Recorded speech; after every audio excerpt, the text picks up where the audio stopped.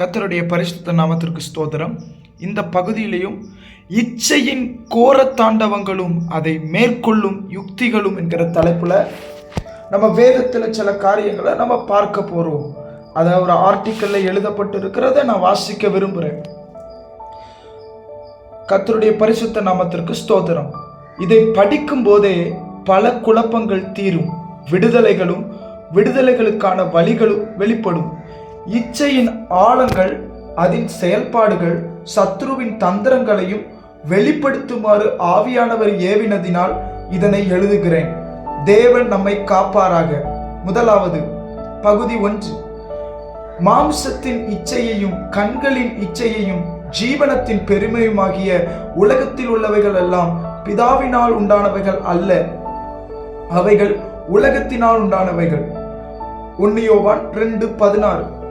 நாம் ஒருவரும் இச்சை இயல்புதான் தேவன் கொடுத்தார் என்றும், தேவன்தான் அந்த பெண்ணின் மீது, அந்த நபரின் மீது இச்சையை கொடுத்தார் என்றும் ஒருவனாலும் சொல்ல முடியாது. ஒருவனும் நம்மை வஞ்சியாதபடி எச்சரிக்கையாயிருப்போம். பாவம் தவறல்ல, கிருபை இருக்கிறது, இன்னும் பாவம் செய்யலாம் என்று சொல்லுகிற வஞ்சிக்கிற நாய்களை கர்த்தர் வெட்கப்படுத்துவார், ஏற்கனவே வெட்கப்படுத்தியும் இருக்கிறார். நாம் கர்த்தரை பற்றின அறிவு இல்லாமையால் முன்பு மிருக குணமுள்ளவர்களாக இருந்தோம், மிருகங்களைப் போலவே இச்சையோடு அலைந்தோம். எரேமியா 10:14 எழுதப்பட்டிருக்கிறது. பலரை நம்மால் பார்க்க முடிகிறது. அவர்கள் கண்களின் இச்சையை இயல்பு என்பர். இருதயத்தில் ஒரு உணர்வு இருக்காது. விபச்சாரம் தவறு இல்லை என்றும் சொல்லுவார்கள். மூடர்கள். காரணம், இவர்களுக்கு கர்த்தரை பற்றின அறிவு இல்லை. இயேசுவை அவர்கள் ஏற்றுக்கொள்ளவில்லை. ரட்சிக்கப்படுகிற அனுபவமும் அபிஷேகமும் அவர்கள் ரட்சிக்கப்படுகிற அபிஷேகமும் பெறவில்லை என்பது நிச்சயம். பேய் அவர்களுக்குள்ளே குடிக்கொண்டிருக்கிறது என்பதை நாம் தைரியமாக சொல்ல முடியும். இவைகள் தான் அடிமைத்தன நிலையாகும். 2வது பகுதியை நாம் பார்க்கலாம். மாம்சம் ஆவிக்கு விரோதமாகவும் ஆவி மாம்சத்துக்கு விரோதமாகவும் இச்சிக்கிறது. நீங்கள் செய்ய வேண்டுமென்றிருக்கிறவைகளை செய்யாதபடிக்கு இவைகள் ஒன்றுக்கொன்று விரோதமாயிருக்கிறது. கலாத்தியர் 5:17. இயேசுவை ஏற்றுக்கொண்டவர்களுக்கு தேவன் நல்மனசாட்சியை கொடுப்பதினால் ஆவியானவர் பாவத்தை உணர்த்தும் போது உணருவார்கள். ஒருவன் இயேசுவை ஏற்றுக்கொள்ளும் போது ஆவியானவர் அவர்களிடத்தில் வருவார். அவர் வந்து பாவத்தை கண்டித்து உணர்த்துவார். பலர் மாம்சத்தோடும் இச்சையோடும் போராடும் போது நான் ரட்சிக்கப்படவில்லை, எனக்குள் பேய்தான் இருக்கிறது என்றெல்லாம் சொல்லி பயத்திலும் குழப்பத்திலும் குற்ற மனசாட்சியிலும் தவிப்பார்கள். உங்களுக்கு ஒரு நற்செய்தி. உங்களுக்குள் இயேசு வந்ததினால்தான் இவ்வளவு நாள் உணர்த்தப்படாத பாவம் உணர்த்தப்பட்டிருக்கிறது. நீங்கள் முன்னாட்களில் துணிகரமாய் சுய புணர்ச்சி செய்தீர்கள், அதாவது மாஸ்டர்பேஷன் செய்தீர்கள், ஆபாச படம் பார்த்தீர்கள், தவறான உறவிலும் அருவருப்பான கண்களின் இச்சையில் துணிந்து செய்தீர்கள், சிற்றின்ப மோகத்தில் மகிழ்ந்தீர்கள், காமத்தை தெய்வமாகவும் அதனால் வரும் உணர்வுகளை சொர்க்கமாகவும் உங்களுக்கு தெரிந்தது. ஆனால் ரட்சிக்கப்படுகிற அனுபவத்திற்குள் வந்தவுடன், இயேசு உங்களுக்குள் வந்தவுடன் சில சுபாவங்கள் மாறின. ஆனால் பலவற்றுடன் போராடி கொண்டிருக்கிறீர்கள். குறிப்பாக இச்சையோடு மிகவும் போராடுகிறீர்கள். நீங்கள் மிகவும் பிரயாசப்பட்டீர்கள் இதனை ஜெயிக்க, ஆனால் அது கூடாமல் போயிற்று. அழுது ஜெபித்தீர்கள், ஆனாலும் பாவத்தை ஜெயிக்க முடியவில்லை. நீங்கள் பிசாசை கடிந்து ஜெபித்தீர்கள், ஆனாலும் குறித்த நேரத்தில் மாம்சத்தில் ஏற்படுகிற அருவருப்பான உணர்வு இருதயத்தை மோகத்தினால் நிரப்பி பாவம் செய்ய வைக்கிறது. நீங்கள் எல்லா முயற்சிகளையும் செய்து பார்த்தீர்கள். ஏன் இப்படி கூட ஜெபித்தீர்கள்? என்னால் முடியாது, நீர்தான் உதவ வேண்டும் என என் முயற்சி வீண், நீரே அல்லாமல் விடுதலை இல்லை என்றெல்லாம் கூட ஜெபித்தீர்கள். ஆனாலும் விடுதலை பெற முடியவில்லை. பரலோகம் எனக்கு அல்ல, தெய்வம் கைவிட்டார், என் வாழ்க்கை முடிந்தது என்று கூறுகிறீர்கள். உங்களை நீங்களே வெறுக்கிறீர்கள். பாவம் பிடிக்கவில்லை, ஆனால் விட முடியவில்லை. இயேசு உங்களிடம் கூறுகிறார், துயரப்படுகிறவர்கள் பாக்கியவான்கள், அவர்கள் ஆறுதல் அடைவார்கள். மத்தேயு 5:4. நீங்கள் படுகிற துக்கத்தையும் உங்கள் எண்ணங்களையும் நீங்கள் எடுக்கிற எல்லா முயற்சிகளையும் பார்த்த கர்த்தர் உங்களுக்கு ஆறுதலை கண்டிப்பாக கட்டளையிடுவார். முயற்சியை விட்டுவிடாதிருங்கள். பின்னும் நான் சொல்லுகிறது என்னவெனில், சுதந்திரவாளியானவன் எல்லாவற்றிற்கும் எஜமானாய் இருந்தும் அவன் சிறு பிள்ளையாயிருக்கும் காலமளவும் அவனுக்கும் அடிமையானவனுக்கும் வித்தியாசமில்லை. கலாத்தியர் 4:1. நீங்கள் யோசிக்கலாம், இயேசுவை ஏற்றுக்கொண்ட பின்னர் ஏன் இப்படிப்பட்ட வாழ்க்கை என்று. நீங்கள் சிறு பிள்ளையாயிருப்பதினால்தான் அடிமையான வாழ்க்கையை வாழ்கிறீர்கள். நான் தான் ஜெபிக்கிறேனே என்று சொல்லுகிறீர்கள். ஆனால் நாம் வளர்வதற்கு ஜெபமும் தேவை, வேத தியானமும் தேவை. இதனை தொடர்ச்சியாக செய்யும் போது இச்சை என்கிற பாவம் அதன் பலன் குறைந்து ஆவியினாலே வென்றுவிட முடியும். மிக பெரிய ஊழியனாகிய அப்போஸ்தலனாகிய பவுல் கூட, நான் விரும்புகிற நன்மையை செய்யாமல் விரும்பாத தீமையை செய்கிறேன், ரோமர் 7:19 கூறியிருக்கிறார். அவருடைய கதறல் சத்தத்தை என்றாவது கேட்டிருக்கிறீர்களா? கேளுங்கள். நிர்பந்தமான மனுஷன் நான், இந்த மரண சரீரத்தினின்று யார் என்னை விடுதலையாக்குவார்? ரோமர் 7:24 பவுலின் கதறலை பார்க்க முடிகிறது. பவுல் அதனை வென்றார். மிகப்பெரிய ஊழியமும் செய்திருக்கிறார் என்றால் நாமும் செய்ய முடியும். ரோமர் 7:23 படி நம் அவயங்களில் பாவம் இருக்கிறது. இந்த பாவம் அழிந்தால் நாம் ஜெயித்து விடுவோம். ஆவியினாலே சரீரத்தின் செய்கைகளை அழித்தால் பிழைப்பீர்கள். ரோமர் 8:13. ஆவியானவர் பாவத்தை உணர்த்த மாத்திரமல்ல, சரீரத்தின் செய்கைகளை அழித்து விடுதலை தரவும் தான் நமக்குள் வந்திருக்கிறார். இயேசு சொன்னார், என் உபதேசத்தினாலே சுத்தமானீர்கள் என்றும் என் வசனம் ஆவியாயும் ஜீவனாயும் இருக்கிறது என்றும் கூறியிருக்கிறார். சத்தியத்தையும் அறிவீர்கள், சத்தியம் உங்களை விடுதலையாக்கும் என்று இயேசு கூறினதை நினைவு கூறுங்கள். வசனம் ஆவியாயிருக்கிறபடியால் உங்களை விடுவிக்க வல்லது. இந்த வசனம் உங்களை விடுதலையாக்க வல்லது. அன்றியும் இயேசுவை மரித்தோரிலிருந்து எழுப்பினவருடைய ஆவி உங்களில் வாசமாயிருக்கிறது இருந்தால், கிறிஸ்துவை மரித்தோரிலிருந்து எழுப்பினவர் உங்களில் வாசமாயிருக்கிற தம்முடைய ஆவியினாலே சாவுக்கு ஏதுவான உங்கள் பாவங்களையும் உயிர்ப்பிப்பார். ரோமர் 8:11. மரித்த இயேசுவை உயிரோடு எழுப்பின ஆவியானவர் உங்களை மரிக்க பண்ணும் பாவத்தில் இருந்து எழுப்ப வல்லமை உள்ளவராயிருக்கிறார். நம் அவயங்களில் தானே பாவம் இருக்கிறது. ஜபத்தில் ஆவியானவரை கண்களில், கைகளில், உங்கள் சரீரங்களில் வாரும் என்று அலையுங்கள். நாம் உயிரடைந்து விடுவோம். பாவம் உங்களை மேற்கொள்ளாது. உங்களை பரிசுத்த ஆவியானவருக்கு முழுமையாக ஒப்புக்கொடுங்கள். எங்கே கர்த்தருடைய ஆவியோ அங்கே விடுதலை உண்டு என்பதை மறந்து போகாதீர்கள்.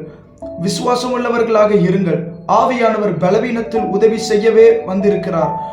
உங்கள் மேல் இருக்கிற பாவ பிரமாணத்தை உடைத்து இயேசுவின் நாமத்தில் செபிக்கிறேன். ஆமென். பகுதி 3. இவற்றை ஜெயித்தால், அதாவது சுய புணர்ச்சி, ஆபாச படம், அசிங்கமானவைகளை ஜெயித்தால் எல்லாம் முடிந்தது என்று நினைப்போம். ஆனால் சிலரால் ஒரு பெண் நபரையோ ஆண் நபரையோ பார்க்க கூட முடியாது. பார்த்தாலே தவறாக எண்ணத்தோடு தான் பார்ப்பார்கள். யாரையாவது சில நிமிடங்கள் பார்த்தால் அசுத்த உணர்வுகள் தூண்டப்படும். அவர்கள் பயத்திலே சாவார்கள். உங்கள் நினைவுகளையும் பரிசுத்தப்படுத்த தேவனால் கூடும். பாவம் செய்யாதிருங்கள். பாவம் செய்தீர்கள், அதிலிருந்து விடுதலை தந்த தேவன் இந்த பாவ சிந்தையிலிருந்தும் விடுதலை தருவார். எண்ணங்களை மாற்றித்தான் ஆக வேண்டுமா? அது வருவது இயல்புதானே என்பீர்களானால் இந்த வசனத்தை அறிந்து கொள்ளுங்கள். சகல எண்ணங்களையும் சகல செய்கைகளையும் நியாயம் தீர்க்கும் காலம் இனி இருக்கிறபடியால் சன்மார்க்கனையும் துன்மார்க்கனையும் தேவன் நியாய தீர்ப்பார் என்று என் உள்ளத்தில் எண்ணினேன். பிரசங்கி 3:17. எண்ணங்களையும் தேவன் நியாயம் தீர்க்க போகிறதால் இதுவும் சுத்திகரிக்கப்பட வேண்டியது அவசியமே. சிலர் தங்கள் எண்ணங்களை ஜெயிக்க முடியாததால் ட்ரெஸ்ஸிங் ஸ்டைல் சரியில்லை, கண்மை லிப்ஸ்டிக் போடுகிறார்கள், கொலுசு போடுகிறார்கள் என்று குறை சொல்லுவார்கள். ஒரு பக்கம் உண்மை என்றாலும் பாவம் நிறைந்த இந்த உலகத்தில் தான் நம் சிந்தையை காத்து கொள்ள வேண்டும். இதனை ஜெயிக்க நீங்க சிலரை விட்டுவிட வேண்டியது வரலாம். ஞாபகம் ஊட்டுகிற சில பொருட்களையும் படங்களையும் சாட்களையும் எறிந்து விடுவது உங்கள் எண்ணங்களை காத்து கொள்ளவும் உதவும். நான் சிலரை அறிவேன், அவர்கள் தன் சொந்த குடும்பத்தில் உள்ளவர்களை கூட தவறான எண்ணங்களால் நினைத்து வேதனைப்படுகிறார்கள். நீங்கள் இந்த பிரபஞ்சத்திற்கு ஒத்த வேஷம் தெரியாமல் தேவனுடைய நன்மையும் பிரியமும் பரிபூர்ண சித்தம் இன்னதென்று பகுத்தறியத்தக்கதாக உங்கள் மனம் புதிதாகிறதினாலே மறுரூபமாகுங்கள். ரோமர் 12:2. சிலர் பாலிய இச்சைகளுக்கு விலகி ஓடுவதற்கு பதிலாக பாலிய ஸ்திரீகளுக்கு விலகி ஓடுவார்கள். பெண்களை ஆண்களை பார்க்காமல் தவிர்க்க பார்ப்பார்கள். ஆனால் அது கூடாத காரியமே. சிலர் பெண்கள் தலைமுதல் கால் வரை மூடியிருந்தால் நல்லது என்பர். எதிர்ப்பாளரோடு பேச கூட முடியாத நிலை. காரணம், தவறான எண்ணம் வருகிறது. பயத்திலே சாகிறார்கள். இதனை எப்படி ஜெயிப்பது? ரோமர் 12:2 மனம் புதிதாக வேண்டும். மனம் புதிதாக மாறினால் மறுரூபமாகி விடுவோம். மாற்றம் வந்துவிடும். மனம் புதிதாக மாற தினமும் ஜெபத்திலும் வேத தியானத்திலும் தரித்திருக்க வேண்டியது அவசியம். ஜெபத்தில் குறைகளை அறிக்கை செய்யுங்கள். இயேசுவிடம் எல்லாவற்றையும் அறிக்கை செய்யுங்கள். பின்னர் வேதத்தை தியானியுங்கள். இந்த வசனம் உங்கள் மனதில் கிரியை செய்ய வல்லமையுள்ளது. நீங்கள் நியாயப்பிரமாணத்திற்கு கீழ்ப்பட்டிராமல் கிருபைக்கு கீழ்ப்பட்டு இருக்கிறபடியால் பாவம் உங்களை மேற்கொள்ள மாட்டாது. ரோமர் 6:14. தேவனிடம் இந்த கிருபையை பெற்றுக்கொண்டால் பாவ எண்ணங்களை ஜெயிக்க முடியும். நீங்கள் ஆவிக்குரிய வாழ்க்கையில் வளர வளர எல்லா எண்ணங்களும் மாறும். கொடூரமான பாவங்களை உங்கள் சரீரமும் அவயங்களும் செய்து வந்தது. அதிலிருந்து விடுதலையாக்கினவர் இதிலிருந்து விடுவிப்பார். விசுவாசம் உள்ளவர்களாயிருங்கள். தேவன் கிருபையை தருவார். ஆமென். பகுதி 4. மனுஷர் நித்திரை பண்ணுகையில் அவனுடைய சத்துரு வந்து கோதுமைக்குள் களைகளை விதைத்து விட்டு போனான். மத்தேயு 13:25. நாமும் நித்திரை பண்ணுவோமாகில் சத்துரு களைகளை விதைப்பான். சத்துருவுக்குரிய எல்லா கதவுகளையும் நாம் அடைக்க வேண்டும். நம்மை முழுவதும் தேவனுக்கு அர்ப்பணிக்கும் போது பிசாசு எதையுமே விதைக்க முடியாது. ஆனால் நாம் பிசாசின் தந்திரங்களை அறிந்திருப்பது மிகவும் அவசியம். பிசாசு நம்மிடம் இச்சைகளை மிக முக்கியமாக 3 விதத்தில் விதைக்க வருவான். முதலாவது, இச்சையான உணர்வோடு கூடிய வார்த்தையால் தான். பிசாசு சொல்லுவான், அந்த பெண் உன்னை பார்க்கிறாள், அவள் உன்னை பார்த்து மட்டும் சிரிக்கிறாள், பார் சில குணங்கள் ஒத்து போகுது என்பான். இன்னும் அந்தரங்கமான காரியங்களை பார் என்று ஏவுதல் கொடுப்பான். சிலர் இப்படிப்பட்ட ஏவுதலுக்கு இணங்கி பாவ சிந்தனைக்குள் விழுகிறார்கள். கனியற்ற அந்தகார கிரியைகளுக்கு உடன்படாமல் அவைகளை கடிந்து கொள்ளுங்கள். எபேசியர் 5:11. சத்துருவின் இச்சையான சத்தம் எங்கு வேண்டுமானாலும் உண்டாகலாம். ஏவாளிடம் இதே சத்தம் தான் உண்டானது. இந்த சத்தம் கேட்பதால் பாவம் இல்லை. இது சோதனை என்பதை அறிந்து கொள்ளுங்கள். பழத்தை புசித்த பின்னர் தான் பாவம் உண்டானது. இப்படிப்பட்ட ஏவுதல் வரும்போது அதற்கு உடன்படாமல் அவற்றை கடிந்து கொள்ள வேண்டும் என்று வேதம் சொல்கிறது.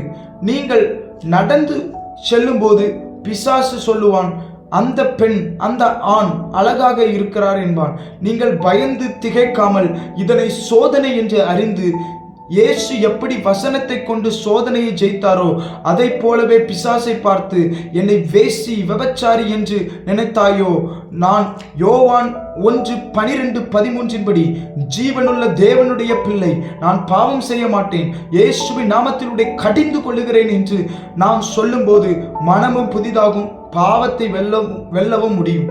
ஒரு நாளைக்கு நீங்கள் 150 முறை பிசாசினால் சோதிக்கப்படலாம்.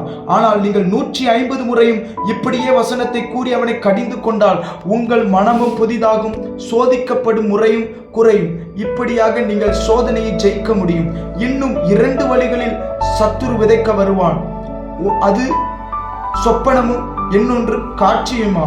சிலருக்கு தூங்கும் போது தவறான கனவுகள் வருகிறது. தூக்கத்தில் சில நபரோடு படுப்பது போல கனவு வருகிறது. எழும்பின பின்னர் பயங்கரமான குற்ற உணர்வு அவர்களை பாதிக்கிறது. இப்படிப்பட்ட காரியத்தில் நீங்கள் போராடி கொண்டிருப்பீர்களானால் உங்கள் வேத தியானத்தையும் ஜபத்தையும் அதிகப்படுத்துங்கள். காலை எழுந்ததும் இரவு கண்ட அசுத்த கனவை தியானிக்காதிருங்கள். ஏனெனில் அது சத்துருவின் விதை. நீங்கள் காலை எழுந்ததும் I cancel it in the name of Jesus. நான் அதை தடை செய்கிறேன். எனக்கும் அதற்கும் எந்த சம்பந்தமும் இல்லை. சத்துருவே, இயேசுவின் நாமத்தில் உன்னை கடிந்து கொள்ளுகிறேன் என்று அறிக்கை செய்யுங்கள். இரவு தூங்கும் முன்னர் இயேசுவின் இரத்தத்திற்குள் ஒப்பு கொடுத்து வேதத்தை தியானித்து விட்டு உறங்குங்கள். தேவ சொப்பனம் வெளிப்படும். ஏன் இப்படிப்பட்ட கனவை சத்ரு விதைக்கிறான் தெரியுமா? சிலர் காலையில் இந்த அசுத்த கனவை யோசித்து அசுத்த உணர்வினால் நிரம்பி தங்களை கரைப்படுத்திக் கொள்கிறார்கள். இது சத்ருவின் தந்திரம். கவனமாயிருங்கள். ஆவியானவர் உதவி செய்வார், ஜெயமும் தருவார். இதே போலத்தான் காட்சியையும் விஷனையும் சத்ரு காண்பிப்பான். சிலர் ஏன் வருகிறது இந்த படம், ஐயோ எனக்கு பிடிக்கவில்லை என்று புலம்புவார்கள். சிலருக்கு சத்துரு அவர்களை குடும்பத்தாரையும் அவர்களுக்கு மிகவும் பிடித்தவர்களையும் கூட அசுத்த படங்களால் காட்டுவான். அவர்கள் வேதனையில் அலறுவார்கள். ஒன்று தெரிந்து கொள்ளுங்கள், உங்களுக்கு உதவி செய்யதான் ஆவியானவர் உங்களுக்குள் வந்திருக்கிறார். அவர் உங்கள் புலம்பலையும் அலறுதலையும் கேட்டார். கட்டாயம் விடுதலை தருவார். சிலர் இப்படிப்பட்ட காட்சி வந்தவுடன் அதனை தியானிக்கவும் அதனை சிந்திக்கவும் தொடங்கி தங்களை கரைப்படுத்திக் கொள்கிறார்கள். முதலாவது, அதற்கும் எனக்கும் எந்த சம்பந்தமும் இல்லை, நான் வேசி அல்ல, தேவனுடைய பிள்ளை என்று அறிக்கை செய்து சத்ருவை கடிந்து கொள்ளுங்கள். சத்ருவின் நோக்கமே இச்சையான உணர்வால் உங்களை நிரப்புவதே. அதற்கு இடம் கொடாதிருங்கள். அவன் காட்சி காட்ட காட்ட நீங்கள் அறிக்கை செய்து அவனை கடிந்து கொள்ளுங்கள். அவன் செயல்பாடு முடக்கப்படும். ஆவியானவரிடம் எப்பொழுதும் உதவியை நாடுங்கள். அவர் உங்களை பரிசுத்தமாக்கவும், உங்களுக்காக யுத்தம் செய்யவும், உங்களுக்காக வேண்டுதல் செய்யவும், உங்களை பலப்படுத்தவும், உங்களுக்கு வெளிப்பாடுகளை கொடுக்கவுமே அவர் வந்திருக்கிறார். இதனை நான் நன்கு அறிந்து கொள்ள வேண்டும். தேவன் நம் பக்கமே இருக்கிறார். அவர் நம்மை வெறுக்கவில்லை. சத்துரு பொய் சொல்லி தேவ அன்பை மறக்க செய்து இச்சையை ஞாபகப்படுத்துவான். இணங்கி விடாதிருங்கள். நான் கூறியபடியே செயல்பட்டால் நிச்சயம் விடுதலை கிடைக்கும். இயேசுவின் நாமத்தில் விதைக்க வருகிற சத்துருவை தடை செய்கிறேன். ஆமென். பகுதி 5. இவற்றை ஜெயித்தால் முடிந்துவிட்டு என்று சிலர் நினைப்பார்கள். ஆனால் இதை தாண்டியும் சில காரியம் உண்டு. அதையும் நாம் ஜெயிக்க வேண்டும். நம்முடைய நோக்கங்களையும் நிதானிக்க வேண்டும். முதலாவது, யாரையாவது கவர வேண்டும் என்பதற்காக பேசுகிறோமோ நடக்கிறோமோ என்று சிந்தியுங்கள். இரண்டாவது, பெண்களையோ ஆண்களையோ தவறாக பார்ப்பதிலிருந்து ஜெயித்து விட்டீர்கள். முக அழகை ரசிக்கிறீர்களோ நிதானியுங்கள். இதுவும் பாவத்திற்குள் நடத்தும். மூன்றாவது, சிலருடைய ட்ரெஸ்ஸிங் ஸ்டைல், அவர்களுடைய சென்ட் ஸ்மெல், பெயர், குரல், இதனால் கூட இச்சை வரலாம். கவனமாயிருங்கள். சிலர் ஆண் பெண் நபருடைய பிரசன்னத்தை விரும்புவார்கள். அவர்களோடு இருக்கவும் விரும்புவார்கள். இதுவும் இச்சைக்கான அறிகுறி. சிலர் எதிர்ப்பாளரான ஒரு நபரோடு பேச, மெசேஜ் பண்ண, இருக்க விரும்புவார்கள். இதுவும் இச்சைக்கான அறிகுறியே. ஆறாவது, எதிர்ப்பாளரோடு அதிக நேரம் செலவிடுகிறீர்களோ இச்சை வந்திருக்கிறதா என்று சோதித்து பாருங்கள். ஏழாவது, ஒரு நபர் வேறொருவரோடு பேசும்போது ஏன் இவரிடம் பேசுகிறார் என்று பொறாமை வருகிறதானால் ஏதோ ஒரு ஈர்ப்பு வந்துவிட்டது என்று அறிந்து கொள்ளுங்கள். எட்டாவதாக, ஏதோ ஒரு நபரை பற்றிய எண்ணங்கள் மீண்டும் மீண்டும் வருகிறதா? பேசுவதை நிறுத்த முடியவில்லையா? இச்சையில் சிக்கிக் கொண்டீர்கள் என்று அறிந்து கொள்ளுங்கள். ஒன்பதாவது, ஒரு நபருக்காக ட்ரெஸ்ஸிங் பண்ணுகிறீர்களோ, ஹேர் ஸ்டைல் பண்ணுகிறீர்களோ, இச்சையில் விழுந்து விட்டீர்கள் என்று அறிந்து கொள்ளுங்கள். பத்தாவதாக, இயேசுவுக்கு முக்கியத்துவம் கொடுப்பது யாரால் நின்று போனது? ஜபம், வேத தியானம் யாரால் நின்று போனது? அடையாளம் கண்டுபிடியுங்கள். அதுவும் இச்சையில் விடப்பட்டிருக்கிற நபராக கூட இருக்கலாம். 11வது, எதிர்ப்பாளரான நபர் அருகில் அமரவும் அவர்கள் தொடவும் விரும்புகிறீர்களோ? இதுவும் இச்சையே. இவையெல்லாம் நாம் சோதித்து பார்க்க வேண்டியது மிகவும் அவசியமாக இருக்கிறது. இன்னும் சில ஆலோசனைகளை கொடுக்கிறேன், கேளுங்கள். எந்த நபரால் நீங்கள் சோதிக்கப்படுகிறீர்களோ அவர்களை விட்டு தள்ளியிருங்கள். கட்டாயம் விழுந்து போவீர்கள். அவர்களுக்கு புத்தி சொல்லாதிருங்கள். அவர்களை விட்டு விலகி ஓடுங்கள். எச்சரிக்கையாயிருங்கள். பேதையை போல விழுந்து போகாதிருங்கள். என்னால் 4 பேர் வாழணும் தவிர இச்சையினால் சாகக்கூடாது. பிறருக்கு நம்மேல் ஈர்ப்பு வராதவாறு நடக்க வேண்டும் என்கிற எண்ணம் நம்மளை ஆழமாக உந்தி தள்ளட்டும். ஆவியுள்ளவர்களோ ஆவி இல்லாதவர்களோ, அழகோ அழகு இல்லையோ, நெட்டையோ குட்டையோ, மூத்தவர்களோ இளையவர்களோ, ஜபிக்கிறவர்களோ ஜபிக்காதவர்களோ, வேதத்தை அறிந்தவர்களோ அறியாதவர்களோ, எப்படிப்பட்டவர்களாய் இருந்தாலும் இச்சை வர வாய்ப்புண்டு. ஆகையால் எச்சரிக்கையாயிருங்கள். இந்த பகுதி மிகவும் உங்களுக்கு பிரயோஜனமாக இருக்கும் என்று நான் நம்புகிறேன். பல வேளைகளில் இப்படிப்பட்ட காரியங்கள் பல சபைகளிலும் எங்கும், ஏன் தகப்பனால் கூட ஆவிக்குரியவர்களால் கூட போதிக்கப்படாத சத்தியமாயிருக்கலாம். ஆனால் இப்படிப்பட்ட போராட்டங்கள் ஆவிக்குரிய வாலிபர்களுக்கு உண்டு, வாலிப பிள்ளைகளுக்கு உண்டு என்பதை நாம் இதன் மூலம் அறிந்து கொள்ள மாத்திரமல்ல, அதிலிருந்து நாம் உடனடியாக விடுதலை பெற்றும் தீரணும் என்பதை அழுத்துவதற்கே இந்த பகுதியை எழுதியிருக்கிறேன். பரிசுத்த ஆவியானவர் உங்களுக்குள் வந்தது உங்களை விடுதலையாக்குவதற்கே தவிர உங்களை குற்றப்படுத்தி ஏதோ ஒரு காரியத்துக்குள் உங்களை அடைத்து போடுவதற்கு அல்ல என்று நீங்கள் அறிந்து கொள்ளுங்கள். கர்த்தர் நிச்சயமாக உங்களை விடுதலை ஆக்குவார். பரிசுத்த ஆவியானவரிடத்தில் உங்களுடைய போராட்டங்களை வெளிப்படையாக சொல்லுங்கள். அவர் உங்களுக்கு தேவையான வசனத்தை பேசுவார். அந்த வசனம் உங்களை விடுதலையாக்கும். சத்தியத்தையும் அறிவீர்கள், சத்தியம் உங்களை விடுதலையாக்கும். கர்த்தர் இந்த வசனங்களை கொண்டு உங்களை சுத்திகரிப்பாராக. ஆமேன், ஆமேன்.